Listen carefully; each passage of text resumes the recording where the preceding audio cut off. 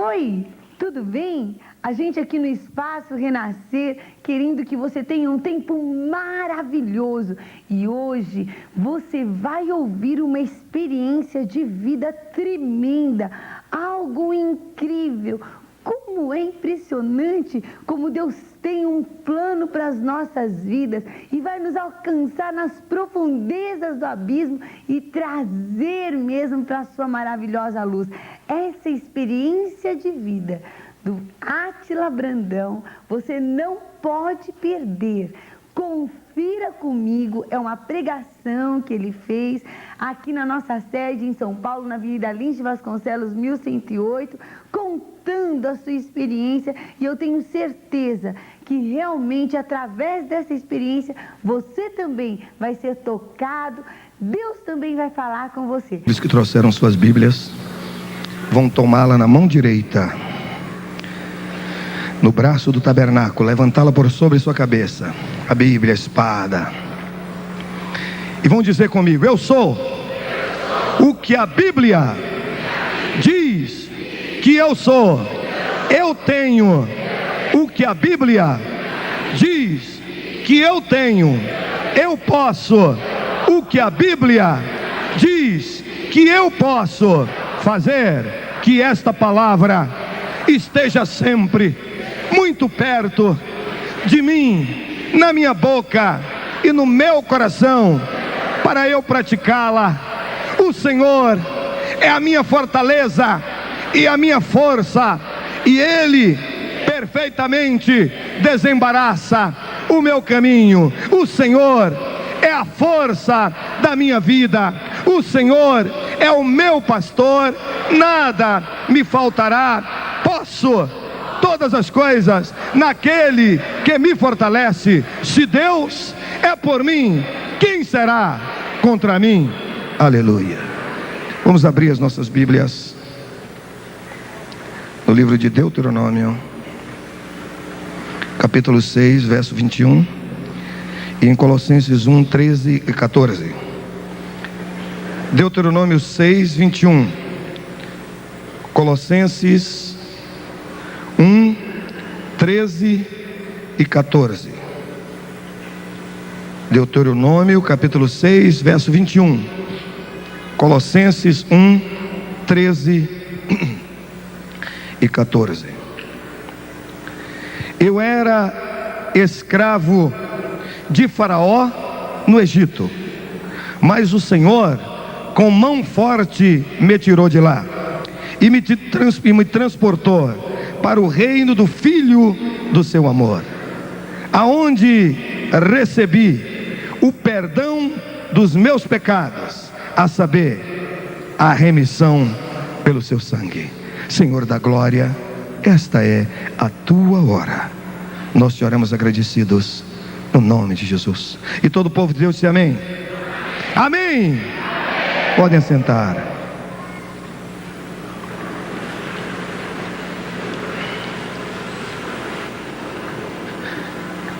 Eu era escravo do diabo. Eu nasci na cidade de Salvador, da Bahia, de uma família muito rica na minha terra, muito prestigiada e muito conhecida.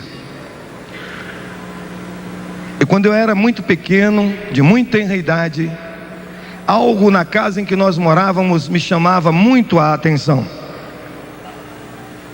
Havia um salão muito amplo, muito grande, e dentro daquele salão existiam vários armários que iam do chão até o teto, e eles eram de Jacarandá da Bahia. E na frente tinha um vitrô de cristal da Boêmia, e ali dentro um sem número de livros, de obras raras, que foram trazidas da Europa pelos meus avós. E aquilo me atraía muito. Desde pequeno eu sempre chegava ali, começava a olhar aquilo, abria aquele armário com esforço muito grande, ia compulsando aquelas literaturas. E porque existia aquela grande biblioteca ali, e aqueles livros estavam ali, e aquilo me chamava a atenção, E eu ia lendo livro após livro, foi criando em mim um hábito de pesquisa, um hábito de ler. E cada vez que eu ia crescendo, eu ia alimentando no meu coração um desejo muito grande de ser um cientista. Eu queria ser respeitado na minha terra e no meu país, não pelo nome de família ou pelos bens materiais que a família dispunha, mas sobretudo pelo intelecto. Eu queria ser um homem muito preparado.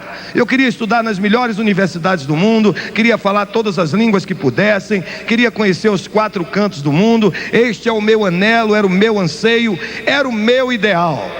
E eu fui crescendo dia após dia, os dias iam passando, e um certo dia, quando dei conta, eu já estava entrando no colégio militar. E depois de ter terminado o meu curso no colégio militar, eu fui para uma academia militar. E ali naquela academia militar, após 4 anos, eu fui declarado aspirante oficial nos idos de 1967. E naquele mesmo ano, eu fui declarado aspirante em outubro, no mês de dezembro, por insistência de uma garota com quem eu namorava, que estava terminando o curso de medicina. Eu ingressei na faculdade de Direito da Universidade Federal. E aí comecei a estudar. E fui crescendo, fui progredindo como soldado. Eu era muito vaidoso, eu gostava de ser militar. Geralmente os militares, eles usam uma farda onde os botões são dourados. Os meus eram de ouro. Eu tinha um cinto que precisava ser burnido todo dia, quando todos os militares, mas o meu era de ouro, não precisava. E eu calçava um sapato de oleado para não precisar polir. Eu era muito orgulhoso e muito vaidoso por ser oficial.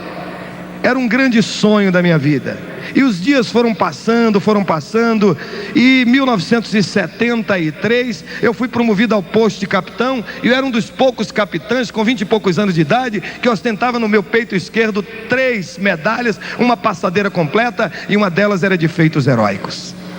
Mas nesse mesmo ano de 1973, eu já estava me graduando no curso de Direito.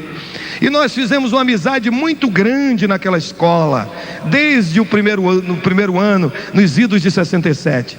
Íamos reunindo, amealhando amigo de todas as unidades da nossa universidade. E fizemos um grupo composto de pessoas que estudavam medicina, estudavam farmácia, enfermagem, engenharia, nutrição, economia, administração. E aquele grupo se reunia quase que cotidianamente no restaurante universitário, e nós não permitíamos que outras pessoas entrassem naquele grupo. Era um grupo fechado. E nós discutíamos coisas que eram importantes para nós, principalmente aquilo que se dizia fenômenos extrasensoriais. Estudávamos a mente humana, aquelas coisas todas, e aquilo ia causando no coração da gente um desejo de aprender mais a respeito dessas coisas. E um dia, quando nós menos nos esperávamos, terminou o nosso curso universitário, e nós estávamos prestes a nos confrontar com a vida profissional. Então fizemos uma aliança. A partir de hoje, nós vamos continuar nos reunindo em cada uma das nossas casas, semanalmente, e não vamos permitir que ninguém faça parte do nosso grupo que não seja doutor, que não tenha um anel no dedo ou um diploma de nível universitário. Começamos com aquele pacto naquele 1973 e seguimos para a vida profissional. E quando nós recebemos o canudo, muitos dos nossos anelos, dos nossos desejos, dos nossos sonhos se desfizeram. Agora nós tínhamos um desejo muito grande, que era o desejo de ganhar dinheiro, e ganhar muito dinheiro como advogado. E montamos um escritório com 6 advogados trabalhando conosco, e começamos a trabalhar no fórum da nossa cidade, advogando para multinacionais. E eu costumava dizer que o fórum da minha terra era o maior magazine do norte e nordeste do Brasil, onde se comprava e se vendia todas as coisas. E ali estava eu, advogado, jovem, montado no Mercedes-Benz, dirigido por um motorista vestido a rigor, com roupa e com cap.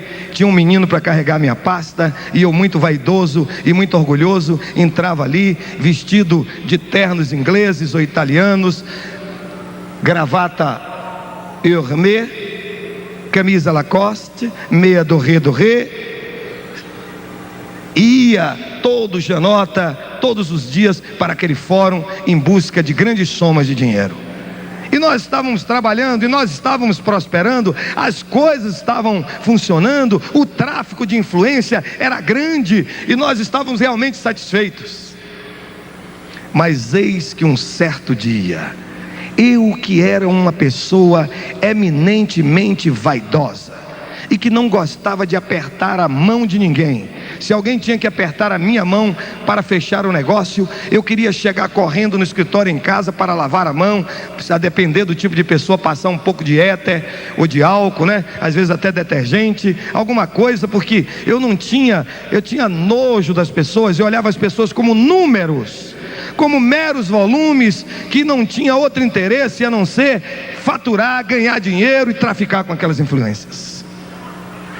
Mas um certo dia, eu ia saindo do fórum da minha terra, o Fórum Rui Barbosa, e ali no portão principal, em frente ao fórum, na sua entrada principal, estava o nosso carro parado com o nosso motorista, e quando eu descia com aquele menino que carregava a minha pasta, eu vi um ex-companheiro de caserna, um ex-companheiro de quartel, e eu vi que ele me viu, e quando eu vi que ele me viu, eu quis dar uma de João sem braço.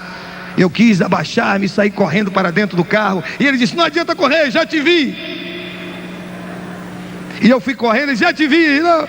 E veio na minha direção e ele disse: que papelão, um sujeito berrando aqui no meio da praça, do fórum, o que é que há? E ele disse: eu gostaria que você fosse na minha casa hoje à noite. E eu era exímio mentiroso. E eu disse: eu não posso ir porque eu estou com compromisso hoje. Ele fez: mentira. E era mesmo. Eu quero que você vá na minha casa. O que é que eu vou fazer na sua casa? Não, você tem que ir. E ele apertou de todos os lados e eu dei a palavra que ia e fui. E naquela noite, ao chegar na sua casa, eu conheci a sua esposa, soube que ele já era major, e eu encontrei uma grande quantidade de pessoas naquela casa. E aquela senhora, que era sua esposa, estava sentada num divã assim no meio da casa, cercada por muitas pessoas, e era o alvo das atenções daquelas pessoas. Então, eu admiti por minha conta e risco próprios de que era o aniversário daquela senhora. Eu fiquei triste com aquele major, porque ele não tinha me falado que era aniversário daquela senhora, porque eu passaria numa loja, compraria uma joia muito cara e daria ela na vista de todo mundo, para que ela dissesse: olha o que ele me deu.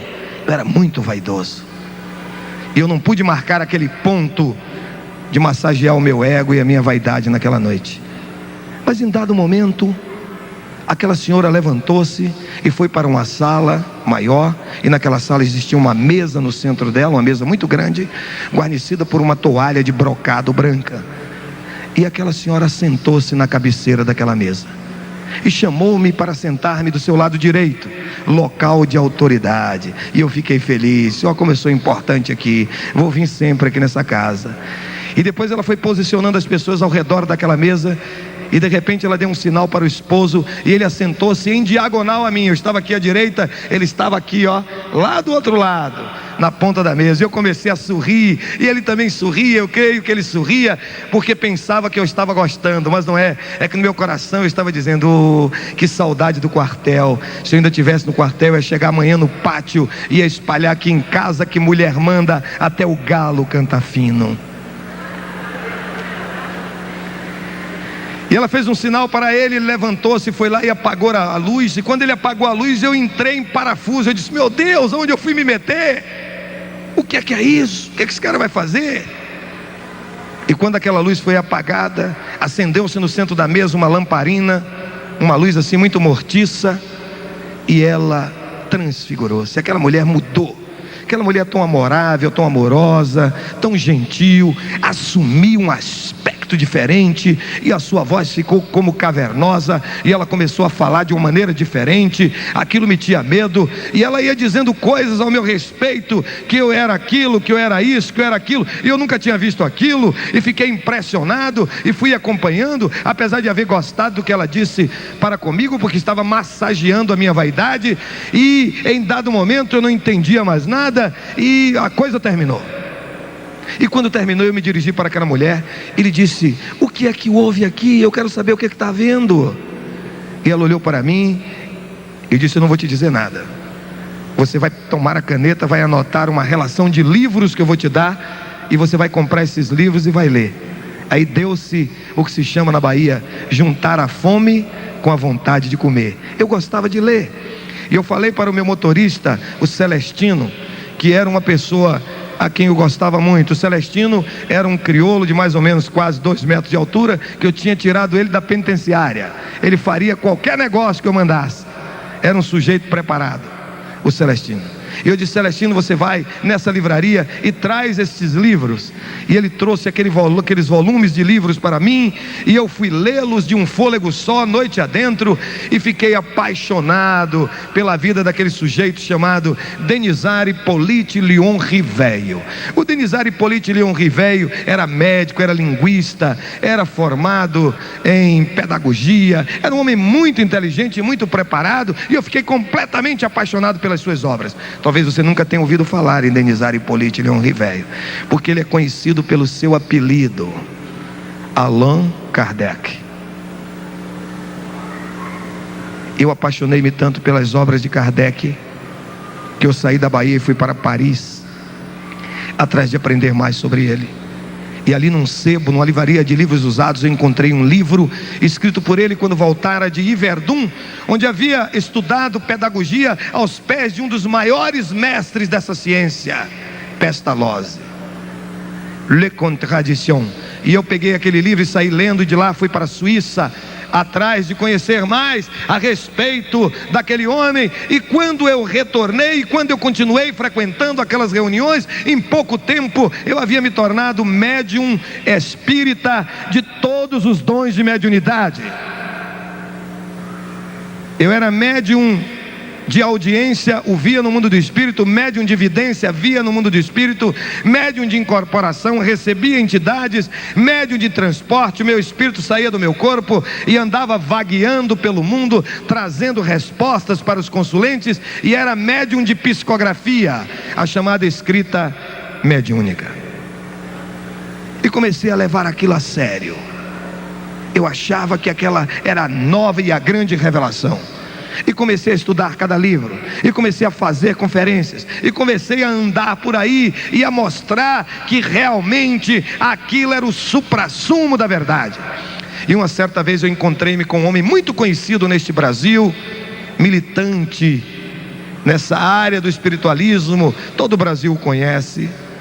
E ele, conversando comigo, disse: Átila, você é um rapaz muito inteligente, e por isso você está assim, mas eu quero te fazer um desafio, um grande desafio. E eu gostava de desafio, eu gostava de ser desafiado, eu gosto de ser desafiado. Ele me disse: eu quero que você vá para a limpeza pública do espaço. Eu disse: o que é a limpeza pública do espaço? Ele disse: é Umbanda. Eu disse: vou. E com pouco tempo, além de médium espírita de todos os dons de mediunidade, tornei-me o grande terreiro de Umbanda. Ah, mas como eu gostei de ser o grande terreiro de Umbanda. Que coisa boa para mim era o grande terreiro de Umbanda. Embora cada dia que passava eu me tornava um sujeito mais miserável, mais implacável, mais desgraçado, mais irascível, mais iracundo, odiando a tudo e a todos e a mim mesmo. Mas como a Umbanda para mim era boa, porque me dava as respostas imediatas. Muitas vezes nós estávamos pugnando numa causa que envolvia honorários de 2, 3 milhões de dólares, e nós queríamos receber aquilo, estavam ávidos de receber, e procurávamos corromper o advogado ex-adverso, e ele não topava a parada, e dizia que não tinha acordo, que não tinha jeito, e nós dizíamos: quinta-feira nós vamos resolver esse problema, e ele dizia: não tem dia na semana para resolver, e nós dizíamos: vamos resolver. E eu havia feito um pacto, uma aliança com alguém muito poderoso para mim, e ele era o chefe de tudo, e o nome dele é Satanás. E eu fiz uma aliança de sangue com ele. E quando chegava na quinta-feira eu dizia: Satanás, eu quero que você me faça um favor, e o que você pedir eu vou te dar. Ele dizia: o que é que você quer? Na meia-noite, naquela gira, naquele gongá, naquele canzoá, naquele terreiro, eu dizia: eu quero que você bata o carro de doutor fulano, vire o carro dele, coloque um infarte no coração de fulano de tal, faça com que o juiz doutor fulano, que não quer dar a sentença, a mulher traia ele, bote outro homem na cara dele e brigue dentro de casa com ele, faça faça um escândalo e eu dou o que você quiser. E com 24, 48 horas no máximo, a coisa era realizada. E o que é que eu tinha que fazer? Eram coisas simples. Apenas oferendas. Colocar oferenda nas praias, nas cachoeiras, nos rios, nas encruzilhadas machos e fêmeas, nas praças, nos jardins. Mas isso a mídia mostra em nosso país. As pessoas fazem isso. Eles estão comprometidos com as trevas. E quando você deseja matar alguém, a coisa tem que ser um pouco mais difícil. Você tem que ir ao cemitério, corromper o coveiro, abrir uma sepultura e comer a carne do defunto, para que Satanás te responda.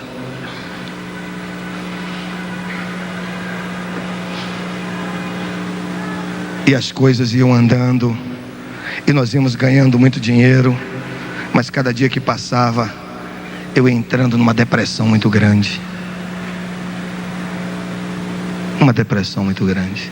E talvez você não saiba, mas todos aqueles que servem ao diabo a nível sacerdotal são obrigados a serem homossexuais.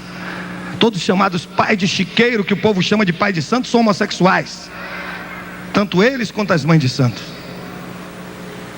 Porque o diabo coloca na cabeça deles que existem entidades que são femininas e que não está bem no corpo deles. Ou eles queiram ou não, são estuprados como estão na camarinha, naquele período que estão fazendo a cabeça para depois bolar e se tornarem pais de chiqueiro, que o povo impropriamente chama pai de santo ou mãe de santo. Pai de chiqueiro e mãe de chiqueiro. Graças a Deus que eu não servi ao diabo a nível sacerdotal, nem nunca quis. Mas este país anda mergulhado nesta lama, nesta podridão, e muita gente acha que é muito bonito.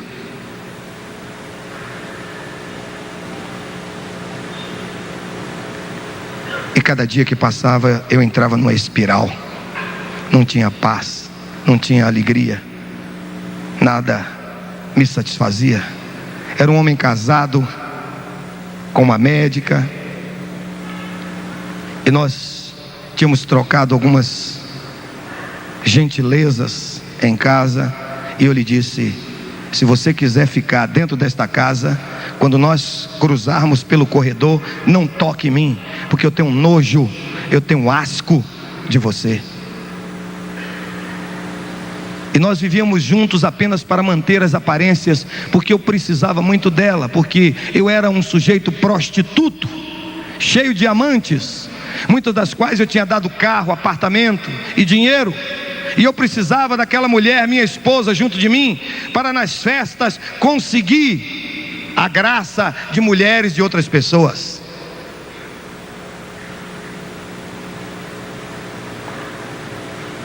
E em determinada altura da minha vida, a sede e a fome de preencher o vazio que se encontrava no mais recôndito do meu ser era tão grande, que eu era médium espírita de todos os dons de mediunidade, Ogande terreiro de Umbanda, eu era do Seixonoe, eu era do Hare Krishna, eu era da meditação transcendental, eu era messiânico, era da ciência cristã, era mestre de maçonaria, era mestre de Rosa Cruz, era yogi, era zen budista, era budista, era alquimista, era meditador transcendental, era ocultista, era da New Age.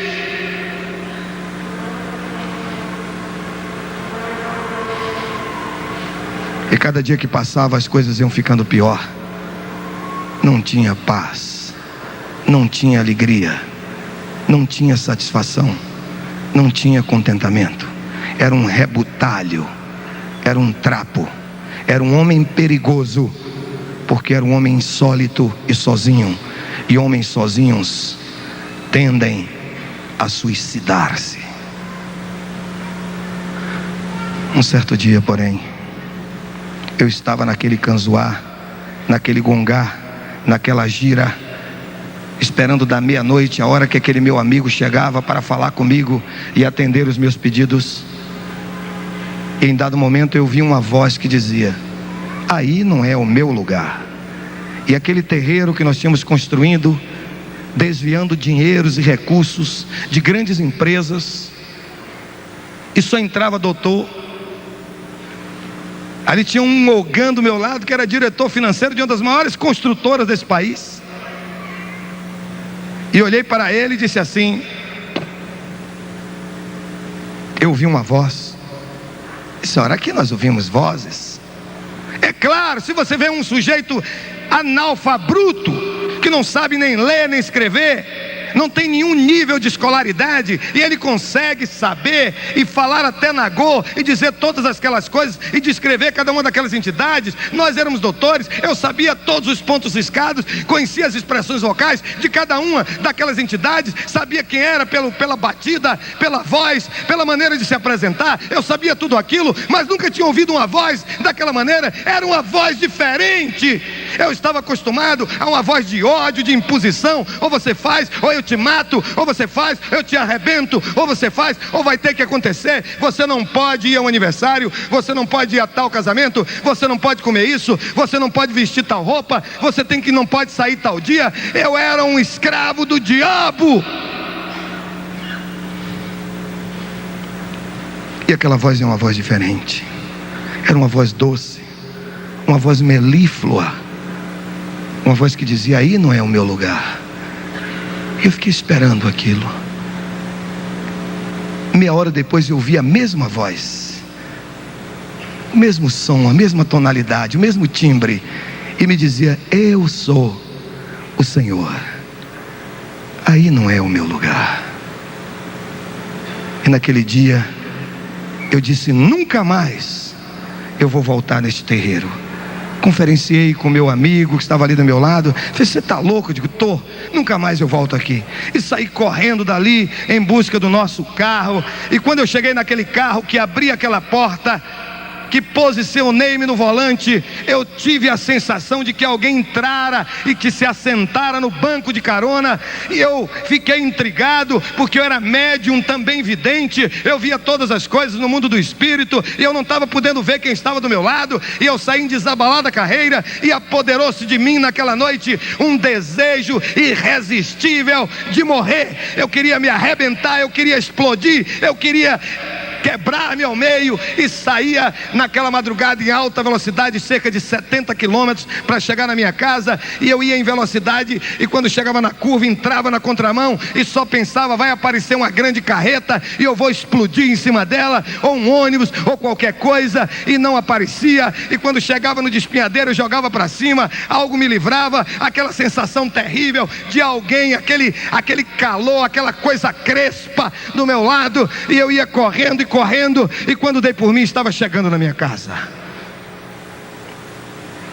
E nós entramos ali. Eu parei o carro e olhei para aquele edifício, que era muito vaidoso. Eu gostava, coisa que mais eu gostava de fazer era cadastro de banco, para levar aquele monte de títulos para o banco. E chegava ali, a mulher me perguntava: seu endereço? Rua Florianópolis, edifício Porto Príncipe, 4º andar. E ela dizia: o número do apartamento? Eu dizia: animal, é o andar todo. A vaidade. Às vezes conhecia pessoas assim que eu nunca tinha visto dentro do fórum, colegas que vinham de Porto Seguro para Salvador defender alguns recursos. Eu dizia: como é que você vai? Eu dizia: eu não sei, não sei nem como é que eu vou, eu estou aqui preocupado. Você vai no meu avião? Vai dizer que tinha avião. Às vezes convidava as pessoas para ir conhecer ele em Itaparica: você vai na minha lancha? Para dizer que tinha lancha. Vai na minha fazenda? Vai chupar um cacau lá no sul da Bahia? Para dizer que tinha fazenda. Era uma vaidade terrível, doentia, mórbida. Eu aproximar-me naquela noite do nosso apartamento, eu saltei, fui para o elevador do prédio. Aquela sensação de que algo estava do meu lado, me seguindo. E eu pulei dentro do apartamento para ver se aquilo se desviava, mas também entrou comigo. Pulei dentro do elevador e foi subindo comigo. E quando eu cheguei em casa, empurrei a chave, bati a porta, mas entrou comigo e eu não podia ver. Eu fui para o meu quarto. Era obrigado a fazer uma prece. Eu não sabia porquê, mas era uma prece mecânica, eu tinha que fazer. Eu sentei-me ali, vesti o meu pijama, estava à beira da cama e comecei a fazer aquela prece. E quando eu olhei para a porta do meu quarto, eu vi quem estava me seguindo naquela noite. Era o meu amigo Satanás, o príncipe das trevas. E ele me disse: se você sair de qualquer dessas minhas obras, dos meus trabalhos, eu vou te matar. Eu vou destruir a sua mulher e sua filha. Eu tinha uma filha, Andréa, minha filha mais velha. Eu disse: Satã, vamos fazer um acordo. Ele disse: o que é que você quer? Eu disse: eu quero que você mate agora mesmo minha mulher e minha filha, e me deixe viver.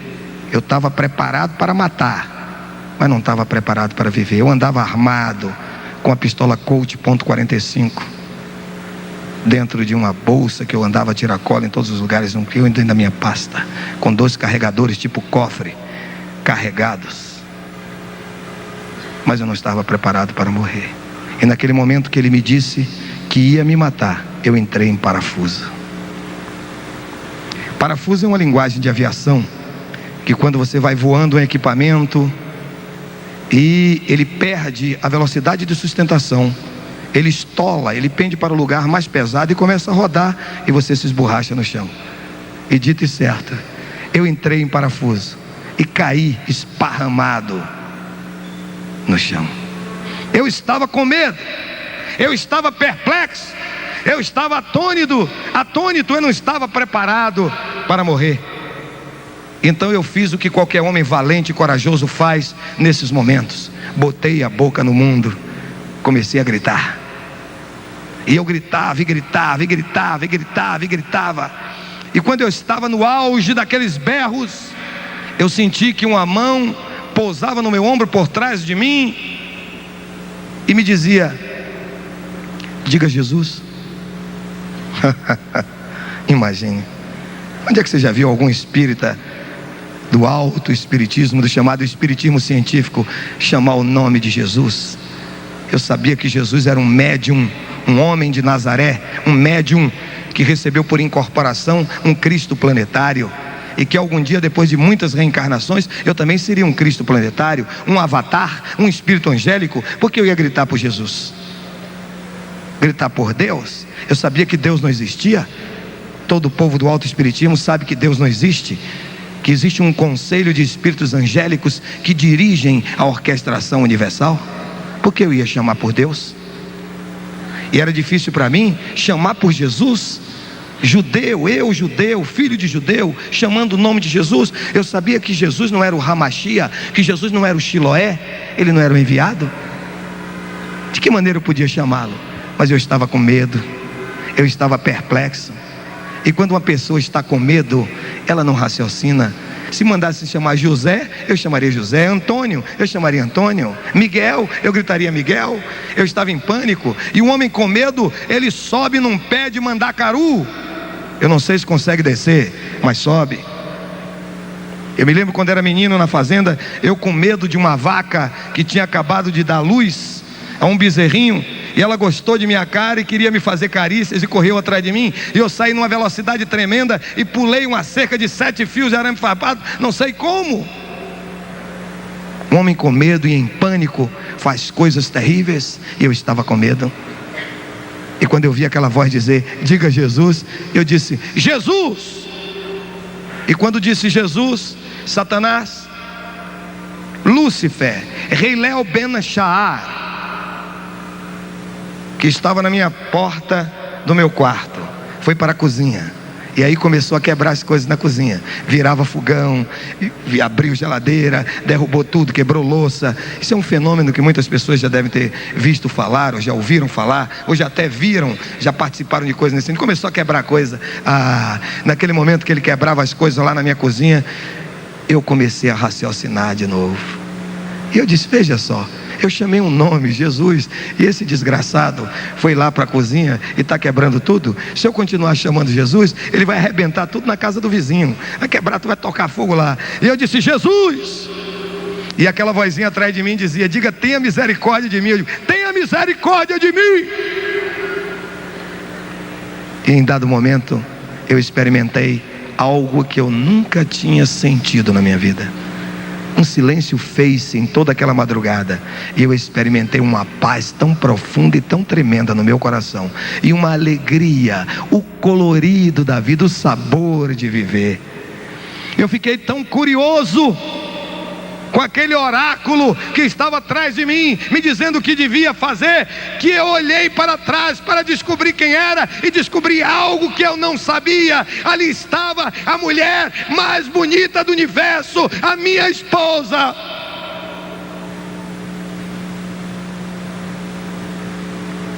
Aquela pequena mulher de 1,50 m de altura tinha colocado o seu rosto no chão, a sua cara no pó, e disse: Deus, se você libertar o meu marido das garras de Satã, todas as quartas-feiras nós vamos te fazer um culto até a morte. E a Bíblia diz: esse Deus é o meu Deus para todo sempre, e Ele será o meu guia além da morte. Eu não quero perguntar nessa noite qual é o seu Deus, nem em que você crê, nem em que você confia. Talvez você esteja perdido como eu estava, no mundo das ilusões, atrás dessas vãs filosofias, pensando no poder da mente e pensando em todas as coisas, envolvido com muitas mulheres, envolvido com tantas coisas, e com drogas, e com tantas coisas, com cocaína, com cheirinho da loló, com maconha, com bebidas. Mas isso não convence, isso não leva a lugar nenhum. Mas eu quero dizer uma coisa a você, que eu descobri algo que é tremendo. Eu descobri algo que é tremendo.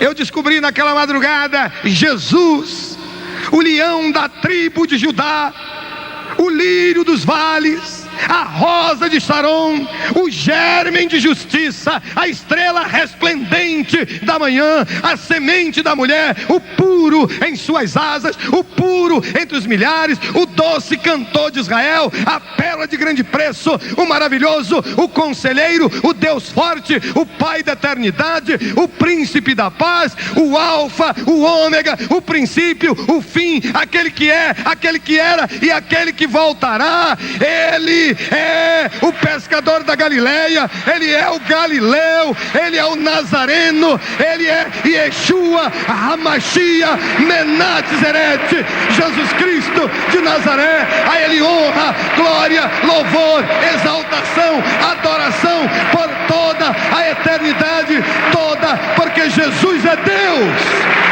Jesus é Deus. Jesus é Deus. Jesus é Deus. Aleluia. Eu não quero perguntar a você nesta noite qual é o Deus que você está servindo, qual é o caminho que você está trilhando. Não quero perguntar isso a você, mas eu quero dizer a você que o Deus a quem eu sirvo, o Deus para quem eu vivo, o Deus por quem eu sou completamente apaixonado, o Deus com quem eu sonho, o Deus a quem louvo, o Deus a quem adoro, o Deus em quem respiro, o Deus em quem me movo.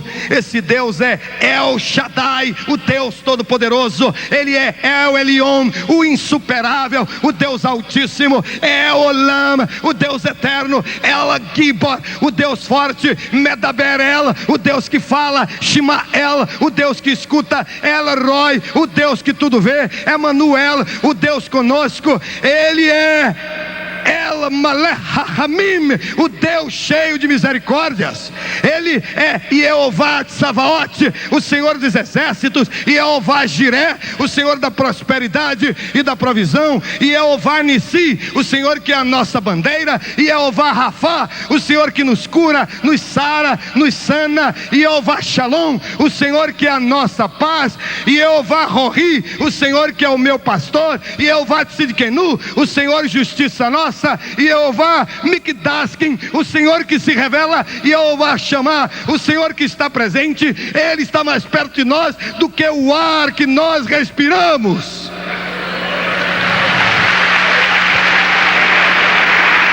Aleluia.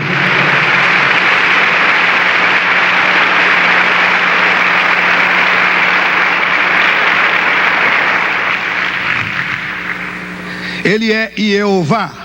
Jeová em hebraico significa o autoexistente, que se revela aquele que faz as coisas acontecer. Ele é o Deus que vivifica os mortos, que chama à existência coisas que não existem. Ele é o único Deus verdadeiramente existente. A Ele, ao Senhor, honra, glória, louvor, exaltação, adoração por toda a eternidade toda, porque só Ele é digno de receber a honra, a glória, a força e o poder. Ao Rei eterno, imortal, invisível, mas real, a Ele ministramos o louvor.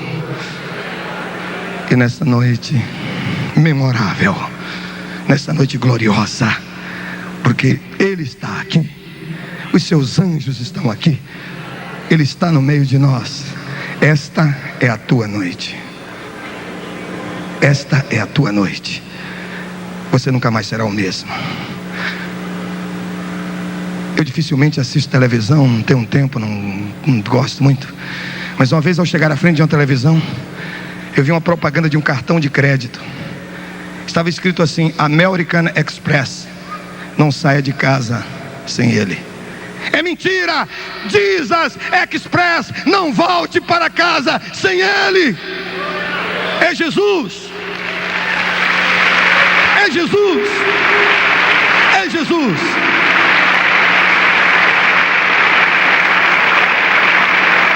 E nessa noite é a tua noite.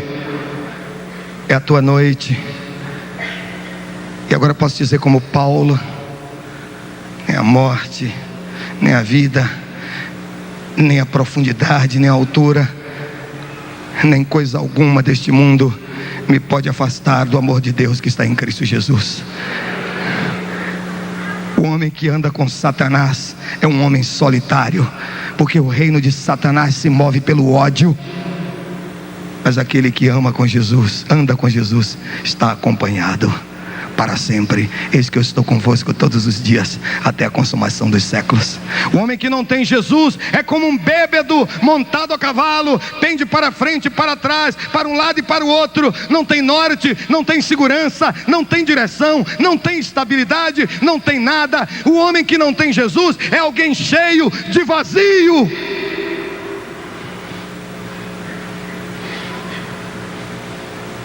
Mas nessa noite, Jesus quer uma pessoa educada. E pessoas educadas não entram na vida dos outros sem serem convidadas. Você pode ter uma ideia que tem Jesus, mas se você nunca o convidou a entrar na sua vida, ele nunca entrou. Apocalipse 3:20: eis que estou à porta do seu coração e bato.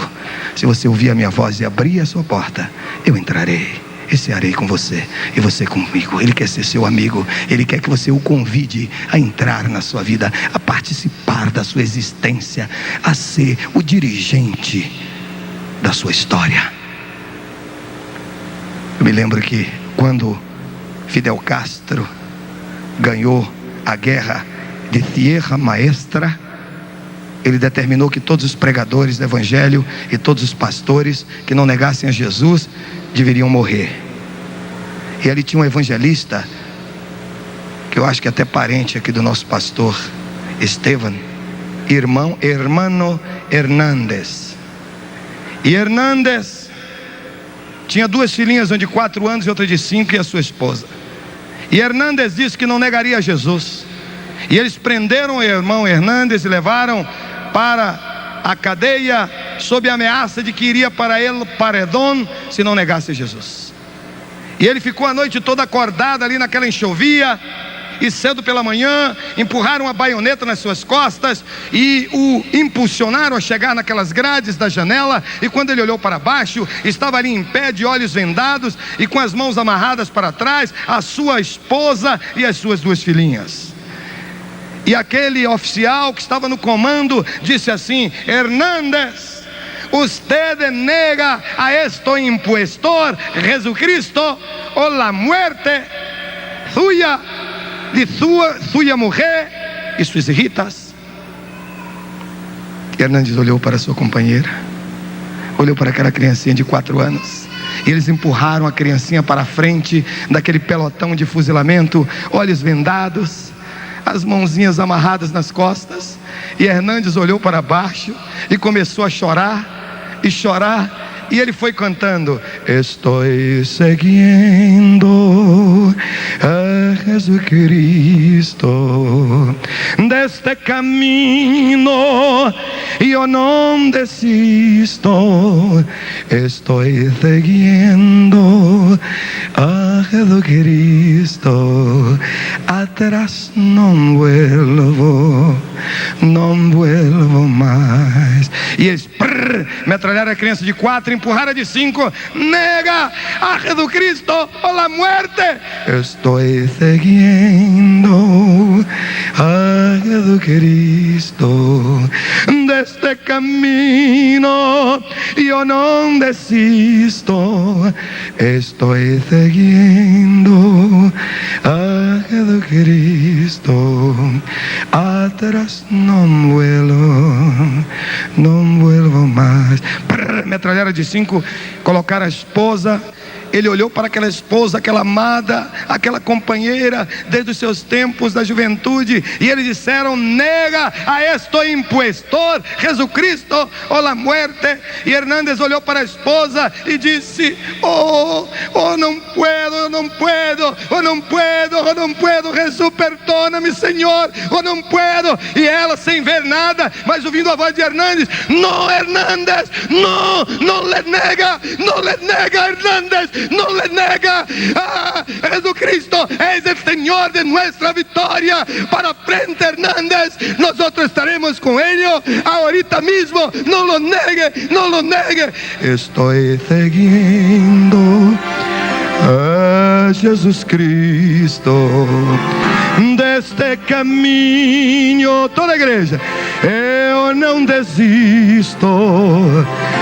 Estou seguindo a Jesus Cristo, atrás não volto mais. Toda a igreja, pianista: estou seguindo.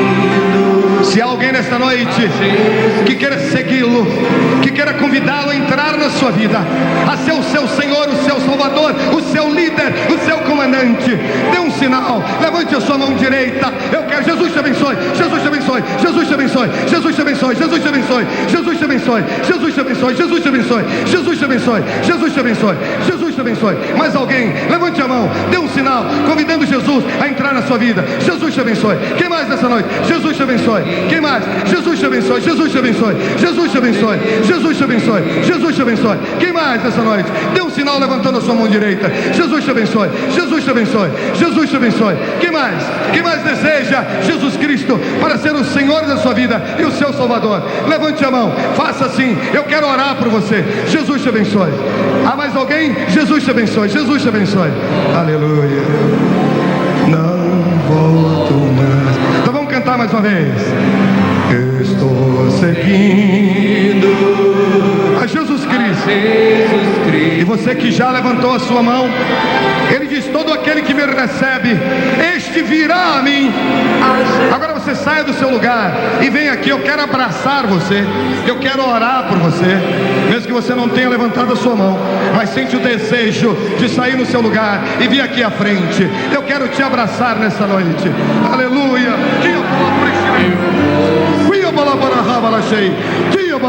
Venha rápido, venha rápido. É Jesus, é Jesus.